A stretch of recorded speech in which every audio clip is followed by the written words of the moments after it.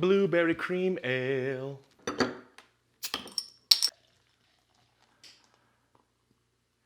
Oh, well, that's, whew, you get excited on your pour, that's what happens.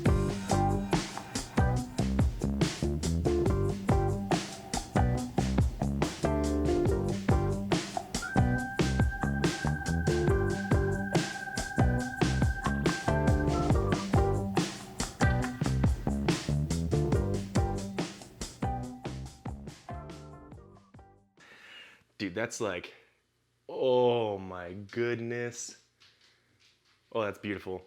Holy cow, that smells great. You guys have no idea how ridiculously excited I am for this beer. So this is our blueberry cream ale, which turns out that cream ales, also known as lawnmower beers, which I think is just ridiculously disrespectful to call a beer a lawnmower beer, unless it's made by, of course, this isn't actually a blueberry cream ale. Turns out that cream ales actually have no cream in them at all, like no lactose, and they use corn in the mash generally, and also a yeast that's a hybrid between a lager and an ale yeast, but it's fermented at ale temperatures. So it's not a cream ale by any stretch of the imagination that your imagination could ever stretch to. But the BJCP ain't about to roll through my house and tell me what to call my beers. And for those who don't know what the BJCP is, they're like the KGB but for beer. And if you brew something wrong and then call it by a name that it's not, they show up at your house and they put you in jail and torture you for years on end, which is just not going to happen. Come at me, I dare you. So, what did we do for this beer? We did base malts of 2-row, just super simple. Some melanoidin.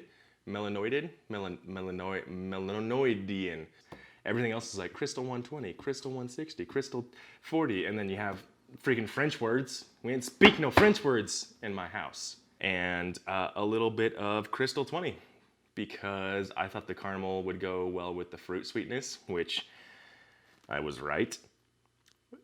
But we mashed in at about 152 because the anvil system that we use, the anvil foundry, drops pretty consistently 4 degrees when we are using about 12 pounds. So that's why we did that. But we mashed at 148 for 1 hour straight. Our hop additions were 15, 10, and 5 minutes.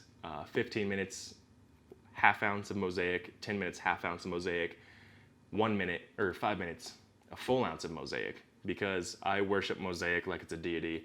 I absolutely love it. I think it's one of the best hops that have ever been created. And I use it a lot in anything that's basically this color. You know, I would never use it in a stout or anything like that, but if it's golden, it's getting mosaic. Guaranteed, without a doubt.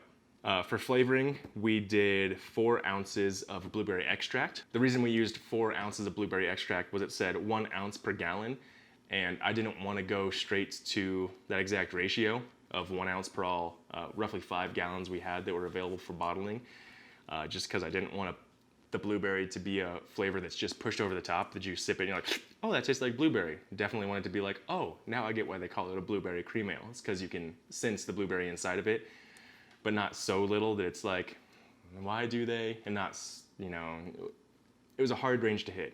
We also only had 4 ounces of extract, so that was all that it could add. We've got a really pretty white head. I've been recording for a little bit, so it's already gone away, which is kind of sad. But the clarity on it was amazing, and that's probably because we started using Whirlflock, because we're big boys. And Whirlflock, holy cow, helps a ton with clarity. So if you're not using it, you should, if you're on a home brewing level, 100%.